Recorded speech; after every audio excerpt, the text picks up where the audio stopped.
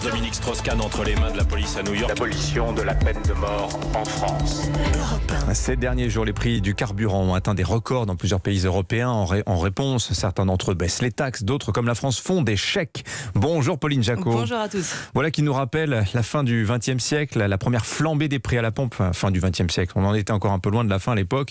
Le premier choc pétrolier, nous sommes en 1973 et le 6 octobre, l'Égypte et la Syrie déclenchent une offensive surprise sur Israël. C'est le début de la guerre du Kippour. D'abord en difficulté, l'armée israélienne parvient quelques jours plus tard à reprendre le dessus, aidée par les États-Unis. Sur le terrain, les pays arabes ont perdu, mais il leur reste un atout majeur, le pétrole.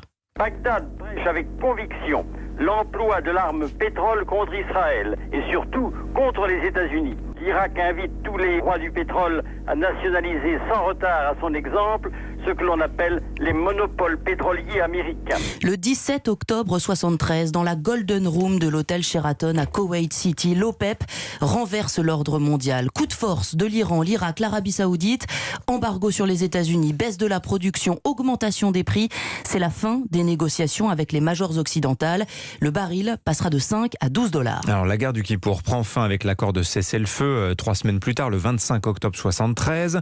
Mais celle du pétrole, la guerre du pétrole, elle ne fait que commencer. L'Europe subit particulièrement cette inflation, dépendante à 65% du pétrole arabe. Les mesures d'économie d'énergie se multiplient sur le continent. Italie, Danemark, Belgique, Pays-Bas.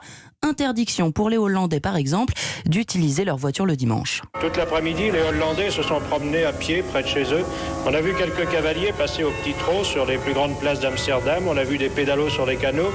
On a vu des calèches ressorties comme neuves des hangars de quelques collectionneurs. Alors, changement d'ambiance, réponse des Français à l'impératif d'économie d'énergie annoncé par Pompidou. Le problème qu'il y a pour moi de fuel ou de pas fuel, c'est au gouvernement de se débrouiller. Il y a d'autres moyens pour économiser le fuel, si vous voulez, que de réduire la température dans les bureaux. Est-ce que chez lui, il réduit aussi son chauffage?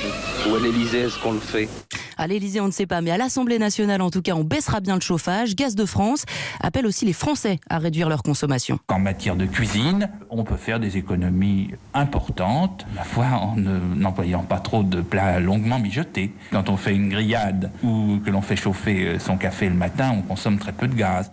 Alors à noter, il n'y aura cette année-là aucun véhicule militaire dans les défilés du 11 novembre. Et après les mises en garde, les difficultés économiques commencent réellement pour la France en 74. Ah oui, Renault et Peugeot commencent à fermer des usines, le chômage explose, le mythe des 30 glorieuses dégringole et les consommateurs s'en rendent compte à la station essence. Je vois 2 francs pour cet été, moi. Ouais, c'est vraiment catastrophique. C'est désastreux, quoi. C'est plus que pas normal. Hein.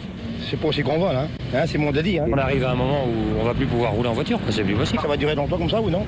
Quand même, c'est quand même honteux. La France entre dans la crise, la facture a été multipliée par 4, changement d'air économique et énergétique en Europe. L'Allemagne revient au charbon, le Royaume-Uni se tourne vers le gaz et la France choisit le nucléaire. Merci Pauline Jacot, magnifique. À suivre sur Europe 1, faut-il courir